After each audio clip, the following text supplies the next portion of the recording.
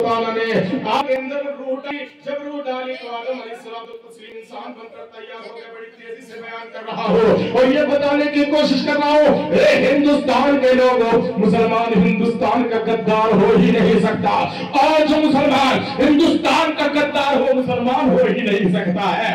یہ بھی میرا جملہ ہے، اگر کوئی ہندوستان کا غدار ہو تو مسلمان نہیں ہو سکتا ہے، اور مسلمان ہے تو ہندوستان کا غدار نہیں ہو سکتا.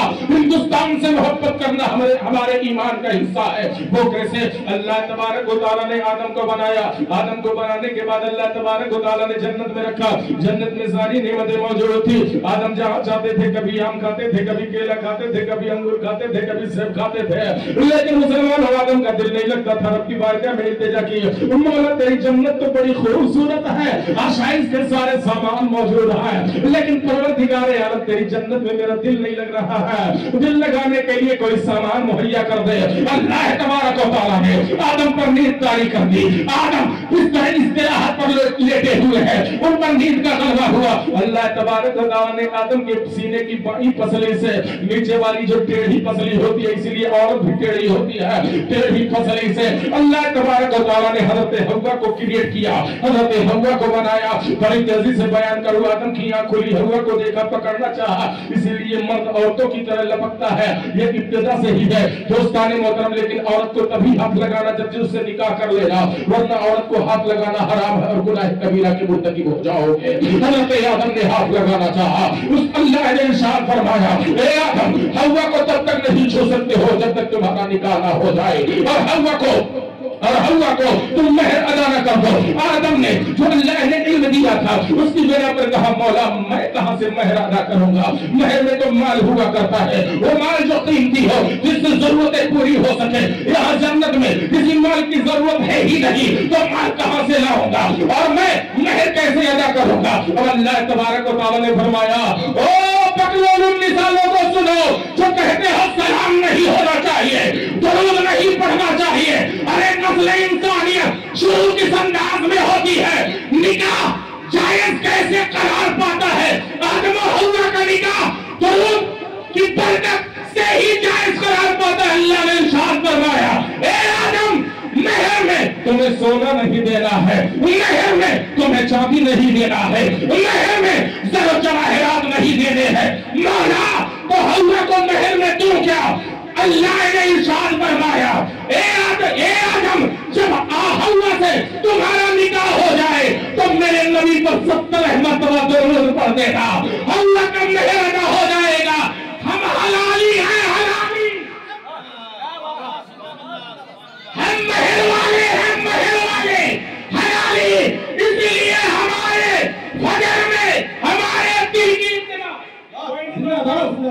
انسانیت کی ابتدا اللہ نے درود سے کروائی تو ہم اپنے دل کی ابتدا فجر نبی پر درود سے کرتے ہیں کیونکہ حلالی ہے، حلالی.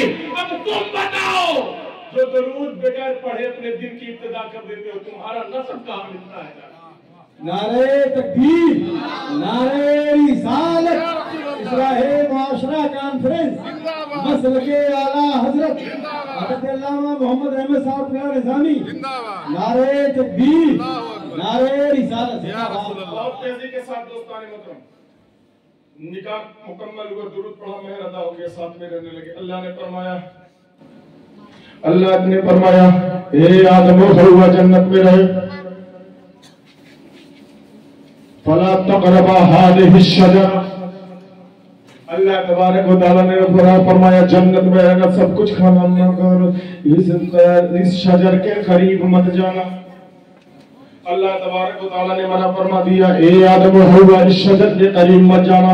ایک پیڑ تھا، اللہ ہی جانے کون سا پیڑ تھا، لیکن تمام تفسیروں میں آیا ہے کہ گیہوں کا پیڑ تھا جس کی روٹی گول گول ہم لوگ کھاتے ہیں. گیہوں کا پیڑ تھا، اس کے قریب جانے سے اللہ تبارک و تعالیٰ نے منع کیا تھا. شیطان جنت میں پہنچ گیا، جنت میں پہنچ کر حوا کو بہکا دیا. حضرت حوا وہ گندم لے کے آئی، روٹی پکائی، آدم کو کھلا دیا. بڑی تیزی سے دوستانے محترم روٹی بنائی یا جس طریقے سے بھی ہو سکا حضرت حوا نے حضرت آدم کو گندم کھلا دیا. اللہ نے فرمایا قُلْ اهْبِطُوا مِنْهَا جَمِيعًا، منع کیا تھا کھانے سے. खाली अब तो जन्नत में नहीं रहना है, अब जन्नत में नहीं रहना है, उतर जाओ तुम सबके सब, जन्नत से निकलो। आदम को अल्लाह जन्नत से निकालना, तवज्जो पॉइंट ला रहा हूं, तवज्जो, अल्लाह जन्नत से निकाला, कुल्लहबितू मिनहा जमीआ, उतर जाओ तुम सब के सब। उसमें नूर मोहम्मदी भी है, हमारे नबी का नूर भी है। आदम के साथ उतर रहे गौसे आजम भी, आदम के साथ उतर रहे ख्वाजा भी, आदम के साथ उतर रहे इमाम आजम भी, आदम के साथ उतर रहे इमाम बुखारी भी, आदम के साथ उतर रहे इमाम मुस्लिम भी, आदम के साथ उतर रहे इमाम नसई भी, आदम के साथ उतर रहे इमाम तिरमिज़ी भी, आदम के साथ उतर रहे इमाम इब्न खुज़ैमा भी, आदम के साथ उतर रहे इमाम हाकिम भी, आदम के साथ उतर रहे इमाम इब्न हिब्बान भी, आदम के साथ उतर रहे इमाम बहीक़ी भी, आदम के साथ इमाम आला हज़रत भी उतर रहे हैं। इमाम आदम के साथ हमारे सूफी निज़ामुद्दीन औली निज़ामुद्दीन भी उतर रहे थे, सब आदम के साथ उतर रहे हैं। अल्लाह ने फरमाया कुल्लहबितू मिनहा जमीआ, सबके साथ आदम के साथ उतर जाओ, तवज्जो, सबके सब आदम के साथ उतर जाओ। दोस्ताने मोहतरम, अल्लाह तबारक व तआला सिर्फ आदम ही को नहीं उतार रहा था, आदम को जब उतार रहा था तो साथ में नूह भी उतर रहे थे, आदम को जब उतार रहा था साथ में यहिया भी उतर रहे थे, आदम को जब उतार रहा था अल्लाह साथ में लूत भी उतर रहे थे, आदम को जब अल्लाह उतार रहा था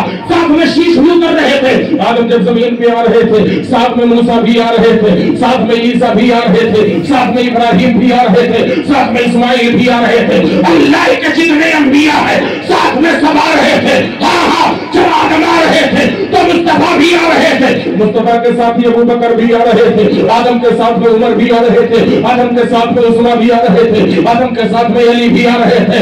ए हुसैन के नाम का नारा लगाने वालों, हाँ, आदम के जन्नत से चले हैं ना तो साथ में हसन को भी लेके चले हैं, तो जन्नत से चले हैं आदम तो जन्नत से फातिमा को भी लेके चले हैं, जब चले हैं आदम साथ में हुसैन को भी लेके चले हैं। अब उतरना है, जन्नत से उतरना है, किस पर उतरना है? जमीन पे उतरना है। दोस्तान मोहतरम, कहाँ आना है? जमीन पे आना है। तवज्जो चाहूंगा, जमीन पे उतरना है। अल्लाह ने कहा जन्नत से उतरो, जमीन पर जाओ। आदम को उतारा जा रहा है। मेरे दिल ने कहा, मेरे ईमान ने कहा, आदम को उतारने के लिए यकीनन अल्लाह तबारक व तआला ने उससे जमीन को पसंद फरमाया होगा जिस पे अल्लाह ने अपना घर काबा रखा है। मेरे दिल ने कहा अगर उसको नहीं तो कम से कम बैतुल मुक़द्दस को तो जरूर ही अल्लाह ने पसंद फरमाया होगा। अगर वहां भी नहीं आदम को उतारा होगा तो कम से कम अल्लाह तबारक व तआला ने मदीना मुनव्वरा में ही हजरत आदम को उतारा होगा। नहीं वही वहां भी नहीं उतारा तो कम से कम बैतुल लहम में ही तो उतारा होगा जहां हजरत ईसा की विलादत हुई है। हाँ मुसलमानों, वहां भी नहीं तो कम से कम बाबुल की सरजमीन पर जहां इब्राहिम की विलादत होने वाली है वहां आदम को उतारा होगा। लेकिन एक भी के मुसलमानों, तारीख जब पढ़ोगे, अपना इतिहास पढ़ोगे और इनसे भी कह दो वो इतिहास चाहो लंदन में जाके पढ़ लो या दुनिया के किसी भी जो कोशे में जाके पढ़ लो, इतिहास के पन्नों में ये सबक और ये चैप्टर तुम्हें जरूर मिलेगा कि नस्ल इंसानी का बाप जब जमीन पर उतरा तो अल्लाह तबारक व तआला ने हमारे बाप इंसानियत के पहले आदमी को अल्लाह ने तुर्किस्तान में नहीं उतारा, फिलिस्तीन में नहीं उतारा, अफगानिस्तान में नहीं उतारा, अमेरिका में नहीं उतारा, जापान में नहीं उतारा, चाइना में नहीं उतारा। अल्लाह तबारक व तआला ने आदम को उतारने के लिए जिस धरती को पसंद फरमाया, जिस मुल्क को पसंद फरमाया, पीएससी कैंप वालों, वो कोई दूसरा मुल्क नहीं था, वो अखंड भारत ही था जहां अल्लाह ने जन्नत से आदम को डायरेक्ट जमीन पर उतारा तो अरब में नहीं उतारा, हिंदुस्तान में उतारा।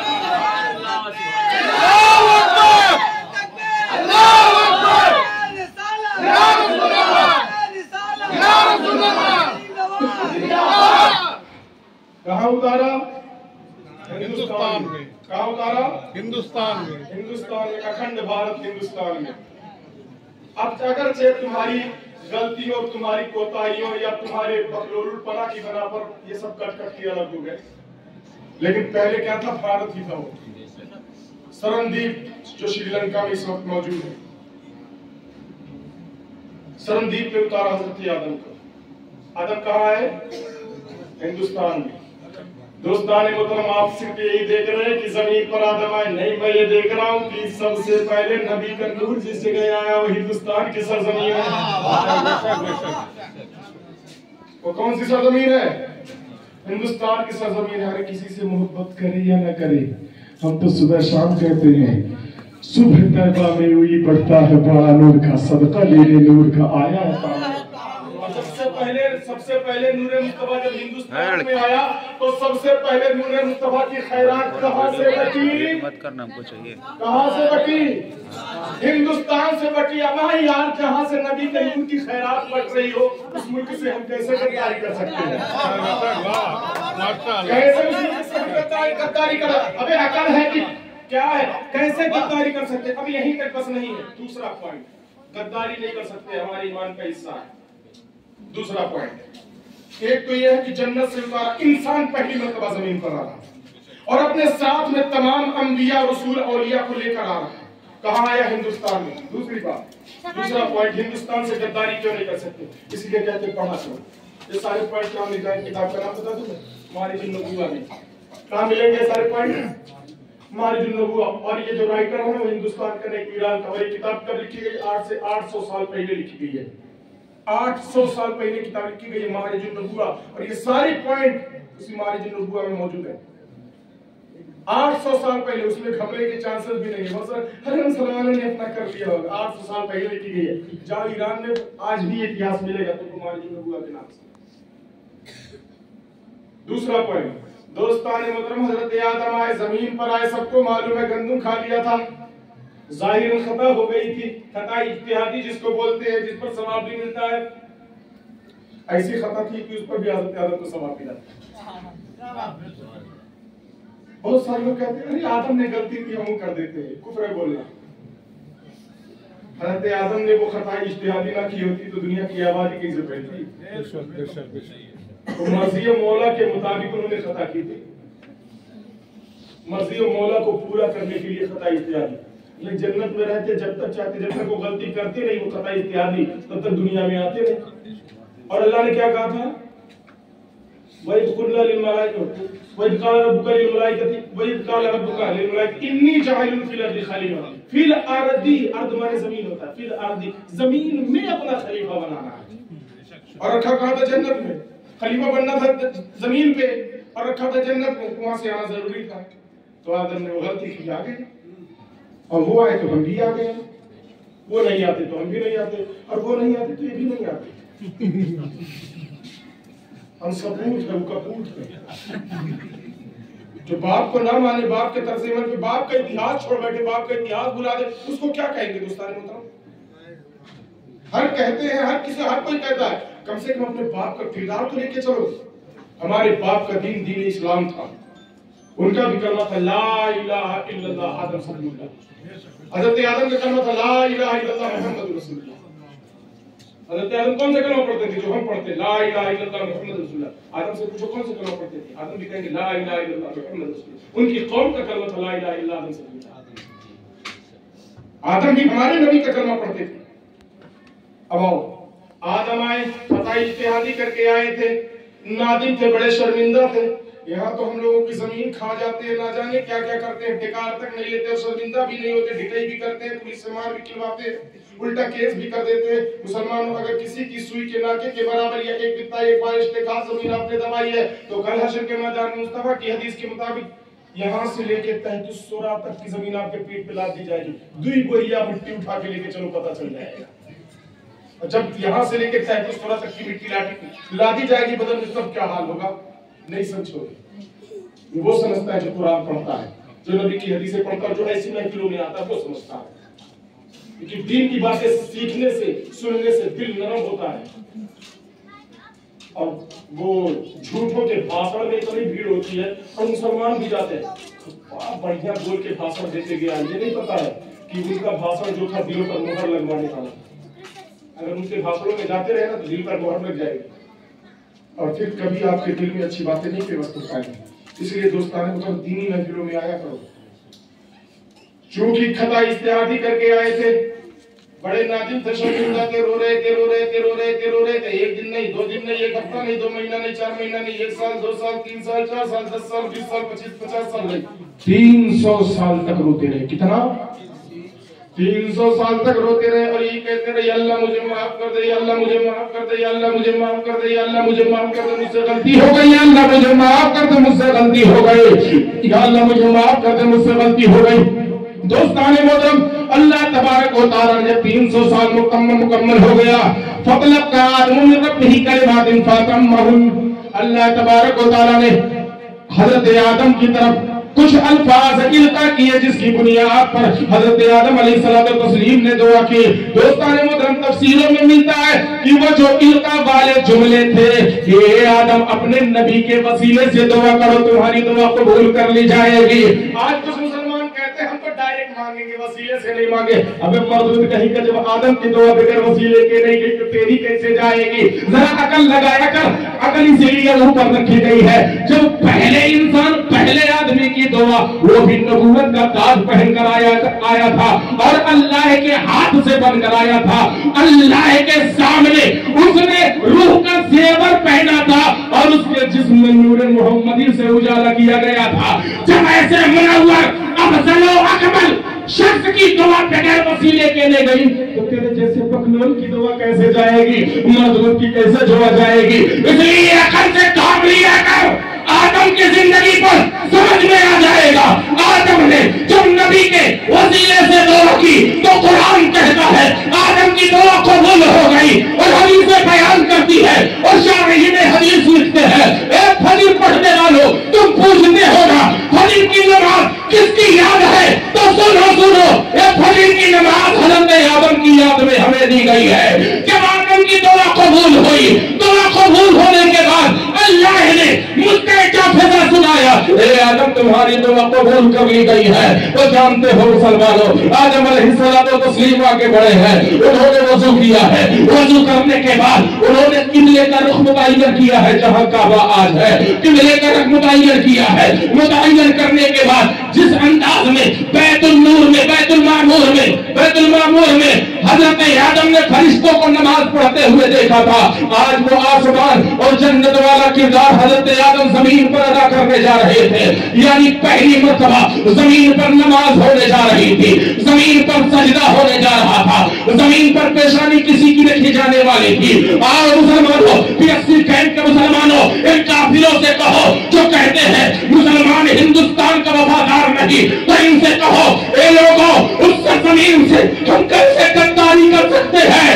ارے جس زمین پر جب آدم نے پہلی مرتبہ سر جھکایا ہے پہلی نماز پڑھی گئی ہے اور سورج نے پہلی دفعہ جب چہرہ دکھایا ہے اور آدم نے جب سجدہ کیا ہے اور سجدہ صرف اپنی پیشانی کے ساتھ نہیں کیا ہے نبی کی پیشانی ہے اور نور محمدی پیشانی میں موجود ہے. یہ پیشانی نور محمدی لے کر جس ملک کی سرزمین کی طرف آگے بڑھ رہی تھی پیشانی مسلمانوں وہ کہیں اور کی سرزمین نہیں تھی وہ ہندوستان کی سرزمین تھی. آدم نے پہلا سجدہ جہاں کیا ہے وہ ہندوستان کی سرزمین پر کیا ہے اور میرے نبی کے نور نے جس زمین کو سب سے پہلے چوما ہے وہ ہندوستان کی سرزمین.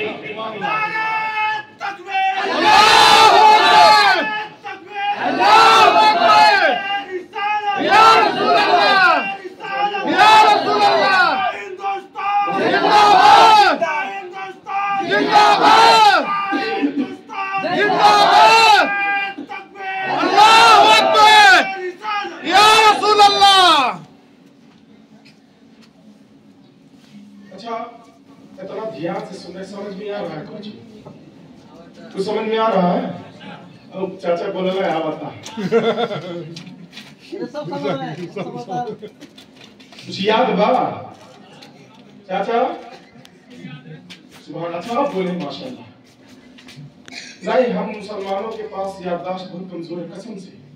آپ یقین نہیں مانیں گے میں بتا دوں اچھا مہینے میں 1 انتقال تو یہاں ہوتا ہی ہوگا. محلے میں تو ہی جاتا ہوگا پورے محلے میں 1 انتقال کتاب میں تو ہی جاتا ہوگا. نہیں ہو تو رشتہ داریوں میں اور محلہ میں لے کے 1 انتقال تو ہی جاتا ہوگا. اچھا ہم لوگ جاتے ہیں تو سب سے پہلے امام صاحب نیتیاں بتا دو. کیا کہتے ہیں امام صاحب نیت بتا دو. کم سے کم 25-50 جنازہ تو پڑھ ہی چکے ہوں گے جو 50-60 سال کے ہوں گے. 25-50 جنازہ پڑھ ہی چکے ہوں گے، لیکن پھر بھی نیتیاں کے انتظار میں رہتے ہیں کہ نیت بتاؤ. اور نیت نہ بتاؤ تو وہی بڈھے بڑے خراب ہے. امام صاحب کی نیت یاد نہیں تھی، ایسے نماز پڑھا دی سب کی نماز غلط ہوئی خراب ہوئی. بتاؤ نیت یہ نہیں کر ملا. تو یادداشت ہماری ہے کہ 25 مرتبہ 50 مرتبہ. آپ لوگ بھی عید بقرعید کا انتظار کرتے ہیں. امام صاحب نیتیاں بتائیں کرتے ہیں کہ نہیں بابو؟ اور نہ امام صاحب نیت بتائیں تب. اچھا کچھ لوگ یہ کہہ کے سکھا دیے کہ جیسے امام صاحب کی نیت ویسے ہماری. کیسے ہو سکتا ہے؟ امام صاحب کی تو نماز پڑھانے کی نیت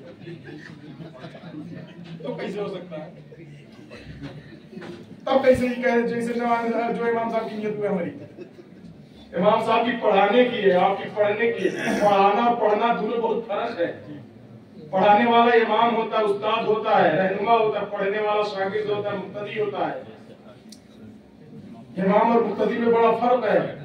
امام نائب خدا ہوتا ہے، امام نائب خدا ہوتا ہے اور آپ اس کی اقتداء میں ہوتے ہیں.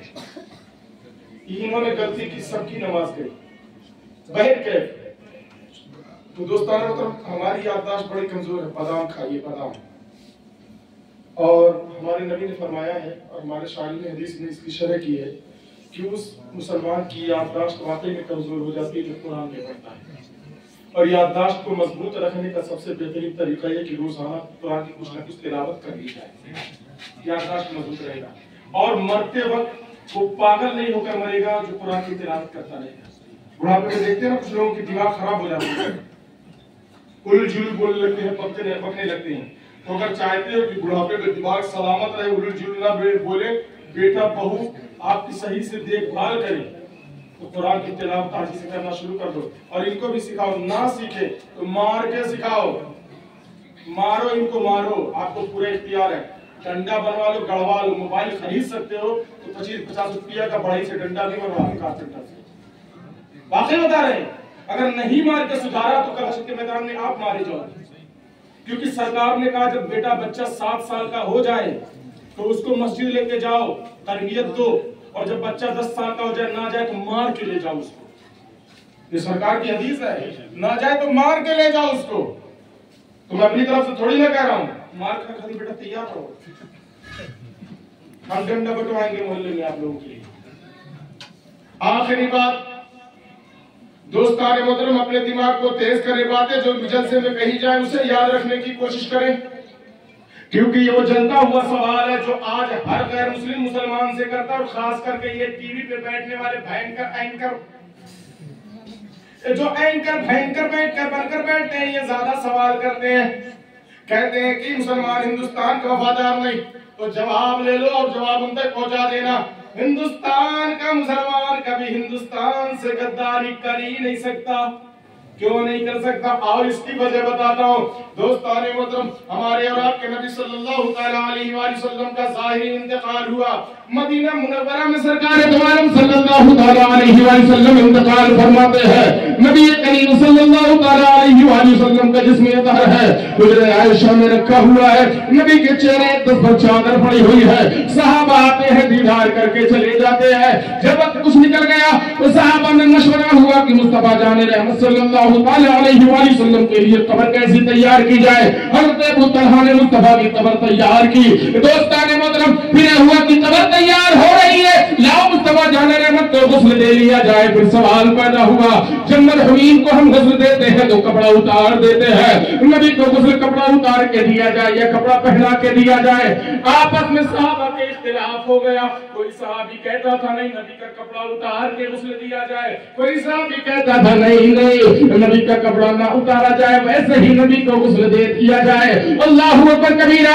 صحابہ میں اختلاف ہوتا ہے. یہ سب علم کی باتیں ہیں، یاد رکھنا. ایک بات اگلی مرتبہ کے بلایا تو پوچھوں گا کہ نبی کا جو انتقال ہوا تھا کس کمرے میں انتقال ہوا تھا، یہ بھی پوچھوں گا.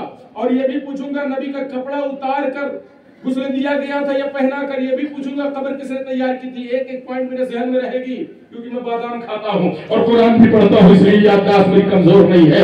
मैं आपसे सवाल भी करूंगा। दोस्तान मोहतरम, इख्तिलाफ हो गया, कुछ सहाबियों ने कहा नहीं, कपड़ा उतार कर गुस्ल दिया जाए, कुछ सहाबियों ने कहा नहीं, कपड़ा पहना कर गुस्ल दिया जाए। हज़रत अबू बकर सिद्दीक़ रज़ी अल्लाह ताला या हज़रत खिज़र अलैहिस्सलाम तो तस्लीम तशरीफ लाए। हज़रत खिज़र ने कहा, ए लोगों, मैं अंबियाए किराम की तहज़ीज़ और तकवीन में शामिल हुआ हूँ। अल्लाह के तमाम नबियों को कपड़ा पहना के गुस्ल दिया गया है, इसलिए अल्लाह के रसूल को जो गुस्ल दिया जाएगा वो कपड़ा पहना के गुस्ल दिया जाएगा, कपड़ा नहीं उतारा जाएगा। अब मेरे नबी करीम सल्लल्लाहु ताला अलैहि वसल्लम को जो गुस्ल दिया गया है वो गुस्ल दोस्ताने मोहतरम कपड़ा पहना के दिया गया है। अब नबी को कफन दिया गया, कफन देने के बाद फिर सहाबा में झगड़ा हो गया। झगड़ा क्या हुआ? सहाबा में झगड़ा हो गया। नबी के जिस्म अतहर को दफन कहाँ किया जाए? नबी की प्यारी बेटी जन्नतुल बकी में है, क्या नबी को जन्नतुल बकी में दफन कर दिया जाए? कुछ लोगों ने कहा नहीं नहीं, बेटी से ज्यादा मोहब्बत मुस्तफा जान रहमत सैयदा खदीजा से करते थे, यहाँ से ले चलो मक्का में जन्नत माला में हज़रत खदीजा के पहलू में मुस्तफा को दफन कर दिया जाए। कुछ सहाबी ने कहा नहीं नहीं, हमारा बैतुल मुक़द्दस हम मुसलमानों जो फिलिस्तीन में है, बैतुल मुक़द्दस ले चलो, वहाँ अल्लाह के बहुत सारे नबी मदफून हैं, उन्हीं नबियों के दरमियान मुस्तफा को भी दफन कर दिया जाए। कुछ सहाबियों ने कहा नहीं नहीं, उससे ज्यादा हमारे लिए मोतबर तो काबा है, चलो काबा के किनारे मुस्तफा को दफन कर देते हैं। कुछ लोगों ने कहा नहीं नहीं, वहाँ भी दफन नहीं करना है। सहाबा में इख्तिलाफ होता रहा, किसी ने कहा जन्नतुल बकी में दफन करो, किसी ने कहा हाँ हाँ बैतुल मुक़द्दस ले चलो वहाँ दफन करो, किसी ने कहा चलो ले चलो जन्नत माला में वहाँ दफन करो, किसी ने कहा मुस्तफा को दफन करने के लिए काबा ले चलो वहाँ दफन करो। हज़रत अबू बकर सिद्दीक आते हैं, हज़रत अबू बकर सिद्दीक इरशाद फरमाते हैं, ऐ लोगों, मुस्तफा जान रहमत ने मुझसे एक हदीस बयान फरमाई है और उस हदीस में अंबिया के दफन होने का तरीका है, अंबिया के दफन होने का तरीका है, अंबिया के दफन होने का तरीका है। सहाबा ने कहा, ए अबू बकर, तुम्हें कुरान ने भी सिद्दीक कहा है, तुम्हें रहमान ने भी सिद्दीक कहा है, तुम्हें जिब्रील अमीन ने भी सिद्दीक कहा है और महबूब रहमान ने भी सिद्दीक कहा है। ए अबू बकर, तुम जब बोलोगे तो सदाकत ही सामने रखोगे। जुमला नोट करना, कुरान ने भी सिद्दीक कहा, रहमान ने भी सिद्दीक कहा, महबूब रहमान ने भी सिद्दीक कहा और जिब्रील गुलाम महबूब रहमान ने भी सिद्दीक कहा। अल्लाहु अकबर, अबू बकर की शान कौन समझ सकता है? अंबिया के बाद, नबियों के बाद जिसका मकाम सबसे ऊंचा है, हाँ हाँ कह लेने दो, अगर हज़रत अली दामादे पैगंबर है तो मेरे सिद्दीक अकबर मुस्तफा जान रहमत के ससुर होने का शरफ रखते हैं। नारे तकबीर। एक जुमले और दे दूं, बहुत सारे लोग कहते हैं, लोगों सुनो सुनो, हज़रत अबू बकर सिद्दीक से हज़रत अली अफजल है। मैंने कहा बकरोल, एक ही पॉइंट काफी है, एक ही पॉइंट काफी है, एक ही पॉइंट काफी हज़रत अबू बकर के सदाकत के अलम को बुलंद करने के लिए। कहा कौन सा, कहा कौन सा? मैंने कहा सुन, हिजरत वाली रात देख लेना, हिजरत वाली रात देख ले। कहा मौलाना आपको दिखाई नहीं दे रहा, अली कितनी शान वाले, नबी का बिस्तर, नबी का तकिया, नबी की चारपाई, नबी की चादर ओढ़ कर नबी के बिस्तर पर अली सो रहे हैं, अली बड़ी शान वाला है। मैंने कहा नादान, यहाँ मक्के में नबी के बिस्तर पर तो तेरी नजर पड़ गई, अरे सरकार सौर में जो जाके देख, यहाँ अली नबी के बिस्तर पर सो रहे थे, वहां नबी अबू बकर के पैर को अपना बिस्तर बनाकर सो रहे हैं। नारे रिसालत, नारे रिसालत, अज़मते सहाबा, अज़मते सहाबा, इस्लाहे मुआशरा कॉन्फ्रेंस, नारे तकबीर, नारे रिसालत। दोस्ताने मोहतरम, वही सिद्दीक आगे बढ़े, सदाकत का पैगाम लेकर आगे बढ़े। कहा ए सहाबा, नबी की हदीस मेरे पास है, کہا صحابہ نے بتاؤ کون سی حدیث ہے کہ مصطفیٰ کو کہاں دفن کیا جائے؟ حضرت ابوبکر صدیق نے ارشاد فرمایا، نبی نے مجھ سے فرمایا تھا کہ نبی جس جگہ انتقال کرتا ہے، point should be noted, point note کرو، میرے نبی نے ارشاد فرمایا تھا نبی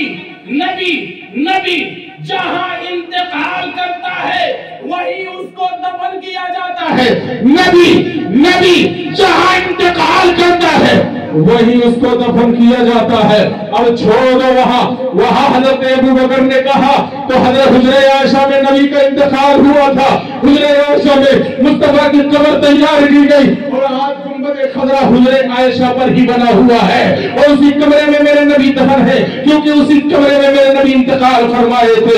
دوستان محترم، میں نے ہندوستان کی سرزمین پر نظر ڈالی، لوگ کہتے ہیں مسلمان یہاں کا غدار ہے، میں کہتا ہوں مسلمان کبھی غدار ہو ہی نہیں سکتا ہے، کیونکہ مسلمان کی عقیدت یہاں سے جڑی ہے، مسلمان کی محبت یہاں سے جڑی ہوئی ہے۔ اب آؤ، زیادہ کہیں نہیں بلکہ ہندوستان میں جس سرزمین سے سب سے زیادہ فتنہ پھیلا ہے، ہندو مسلم میں جس زمین کی وجہ سے سب سے زیادہ، جس جگہ کی وجہ سے سب سے زیادہ جھگڑا ہوا ہے، وہ کوئی اور جگہ نہیں، ایودھیا کی سرزمین پر لے کے چلتا ہو۔ اے لوگوں سنو، تمہاری ایودھیا سے عقیدت کسی اور بنا پر ہے، تم کسی اور کو مانتے ہو، کسی اور کو جانتے ہو، لیکن سنو، اسی ہندوستان کی سرزمین پر فیض آباد ہے، فیض آباد کے قریب ایودھیا بھی موجود ہے، وہاں پر ایک نبی لیٹا ہوا ہے۔ کون نبی؟ آدم کے بعد سب سے پہلے جس کے سر پر تاج نبوت رکھا گیا تھا۔ ہاں مسلمانوں، حضرت شیش علیہ السلام کا مزار مقدس کہیں اور نہیں ہے، ایودھیا کی سرزمین پر موجود ہے۔ تو ابو بکر صدیق کے قول اور حدیث کے مطابق یہ ماننا پڑے گا، نور محمدی کو لے کر زمانے میں اجالا پھیلانے والا شیش اپنی زندگی جہاں مکمل کرتا ہے وہ ہندوستان کی سرزمین ہے، اور ہندوستان کی سرزمین میں جس جگہ مکمل کرتا ہے وہ ایودھیا کی سرزمین ہے، وہ ایودھیا کی سرزمین ہے۔ اللہ اکبر، یا رسول اللہ، یا رسول اللہ، زندہ باد، زندہ باد۔ دوستان محترم، تو ایودھیا سے ان کی عقیدت کسی اور بنا پر ہے، ایودھیا سے ہماری عقیدت حضرت شیش کی بنا پر ہے۔ اللہ کا نبی لیتا ہے، نور محمدی کی بنا پر اللہ تبارک و تعالی، نور محمدی کی بنا پر حضرت شیش کو اللہ تبارک و تعالی نے تنہا پیدا کیا تھا، ورنہ آدم کی روزانہ 2 اولادیں ہوتی تھی، ایک صبح ایک شام کو۔ حضرت شیش علیہ السلام کو اللہ نے تنہا پیدا کیا، تو نبی جہاں انتقال کرتا ہے وہی مدفون دفن کیا جاتا ہے، تو یہ ماننا پڑے گا حضرت شیش علیہ السلام نے اپنی زندگی ایودھیا میں گزاری اور ایودھیا میں دفن کیے گئے۔ میں یہ نہیں کہتا کہ وہ سرزمین مجھے دے دو، نبی جہاں ہوتا ہے، عقیدت رکھنے والے کہیں بھی ہو، نبی کا فیض وہیں سے پہنچتا رہتا ہے۔ زمین کے نام پر نفرت لڑو، لیکن یہ بات سن لو، مسلمان کبھی غداری نہیں کر سکتا، کیونکہ مصطفیٰ کے نور کو چلنے والا شیش اسی ہندوستان میں موجود ہے، اور جو نور مصطفیٰ کا حامل رہ چکا ہو، جو ذات مقدس یہاں پر موجود ہے، دوستان محترم، ہم اس سے محبت کرتے ہیں، ہم اس سے پیار کرتے ہیں، اور اس کا مزار مقدس یہاں ہے، ہمارا خواجہ یہاں ہے، ہمارے سید سالار مسعود غازی یہاں ہے، دوستان محترم، ہمارے قطب الدین بختیار کاکی یہاں ہے۔ تم کیسے سوچ سکتے ہو کہ ہم اتنے لوگوں سے ایک ساتھ غداری کر سکتے ہیں؟ نہیں غداری کر سکتے۔ ہم کل بھی وفادار تھے، آج بھی وفادار ہیں، اور اگر ہم غداری کریں گے تو ہمارے ایمان پناہ پائے گا۔ اللہ پوچھے گا، آدموں، اے لوگوں، میں نے آدم کے لیے جس سرزمین کو پسند فرمایا، تم نے اس سے غداری کیسے کی؟ تو ہمارے پاس کوئی جواب نہیں ہوگا۔ نور مصطفیٰ کے لیے جس سرزمین کو سب سے پہلے پسند فرمایا، اس سے تم نے غداری کیسے کی؟ تو ہمارے پاس کوئی جواب نہیں ہوگا۔ اس لیے حشر کی تیاری کا ایک سامان ہمارے پاس یہ بھی ہے کہ ہمیں ہندوستان سے وفا کرنی پڑے گی، تاکہ کل رحمان کے سوال کا جواب دے سکے کہ مولا ہم ہندوستان کے وفادار تھے، آدم نے اپنا قدم سب سے پہلے جہاں رکھا اس سرزمین کے وفادار تھے، نور مصطفیٰ نے جس سرزمین کو سب سے پہلے ٹچ کیا اس سرزمین کے وفادار تھے، تیرا نبی شیش جہاں پر لیٹا تھا اس سرزمین کے ہم وفادار تھے، مولا ہم سے غداری کر ہی نہیں سکتے تھے۔ اللہ اکبر کبیرہ۔ تو دوستان محترم، یہ ساری چیزیں کیسے آدمی سیکھتا ہے؟ ان محفلوں کی بنا پر سیکھتا ہے، اور کیسے سیکھتا ہے؟ کتابوں کی بنا پر سیکھتا ہے۔ تو اس لیے ہمارے لیے ضروری ہے کہ دوستان ادھر ادھر نہ بھٹکیے، آپ خود بھی تعلیم حاصل کیجئے اور ایسی محفلیں سجاتے رہیے. جیسے مجھے آج کچھ 7 موضوع ملا، 7 موضوع ملا. ایک موضوع ہر عالم کو دیجئے، 2-3 عالموں کو بلائیے، ایک موضوع دیجئے اور جب جلسہ رکھیں تبھی موضوع دے دیجئے کہ بھرپور آپ کو اس موضوع پر بولنا ہے. ایک جلسے میں کم سے کم 2-3 موضوع آپ بہترین طریقے سے سیکھ سکتے ہیں. جو ہم نے مہینوں اور سالوں میں سیکھا ہے آپ 2-3 گھنٹے میں کچھ نہ کچھ اس میں سے لے سکتے ہیں. اور 2-3 جلسہ ایک ہی موضوع دیتے رہے تو انشاءاللہ جتنا سینے میں ہوگا سب آپ کے سامنے اڑھیل دیا جائے گا. آپ بھی بہترین جانکار ہو جائیں گے اور سینہ ٹھوک کر غیر قوموں کے سوالوں کا جواب دے پائیں گے. اور ان چھچھندروں کے کہنے پر اپنی مجلسوں کو بند مت کیجیے. ان کا کام ہے چو کرتے ادھر دوڑنا. ان کا کام ہی یہی ہے. ان کے کہنے پر مجلسوں کو بند مت کرنا، بلکہ مسلم شریف کی حدیث، مشکات شریف کی حدیث میں اس کے فوائد موجود ہے. بہت زیادہ وقت لے چکا، اب وقت نہیں لینا چاہتا. انشاءاللہ پھر آیا تو حدیث اور قرآن سے محفل مقدس کے مسنون ہونے اور ہمارے لیے ضروری ہونے کی انشاءاللہ دلیل بیان کروں گا. اللہ کی بارگاہ میں دعا ہے کہ اللہ تبارک تعالیٰ غوثیہ نظامیہ نوجوان کمیٹی کو اپنی رحمتوں کا سایہ عنایت فرمائے، جنگ سے ان کی مدد فرمائے. اور جس طریقے سے اپنی محبتوں کا ثبوت دیتے ہوئے انہوں نے اس ملک کی محبت کو رچایا بسایا سجایا اور لوگوں کے لیے تعلیم کا انتظام کیا، اللہ تبارک تعالیٰ ان کی نسلوں کو علم کے نور سے منور مجلہ فرمائے. وآخر دعوانا ان الحمد للہ رب العالمین. السلام علیکم و رحمۃ اللہ. وعلیکم السلام.